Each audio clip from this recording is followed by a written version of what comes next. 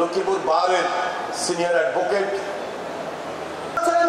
লক্ষ্মীপুর জেলা মহিলা দলের অন্যতম সহসভাপতি প্রিয় ভাইরা, আজকে রাজনীতি করেছে। প্রিয় ভাইরা, এই দেশে বক্তব্য দানের জন্য, আমন্ত্রণ জানানোর জন্য আমি জনাব আবু সাহেব ভাইকে মোবারক রিটার্নিং অফিসার হিসাবে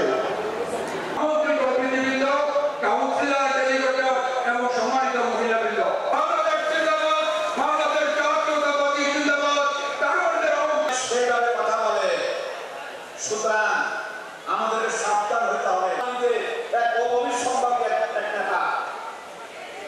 এই জন্য আজকে ডাকসুর বিপি নুরুর রক্তাক্ত হতে হয়। নুরুর উপর আঘাত কেন করেছে এটা খুঁজে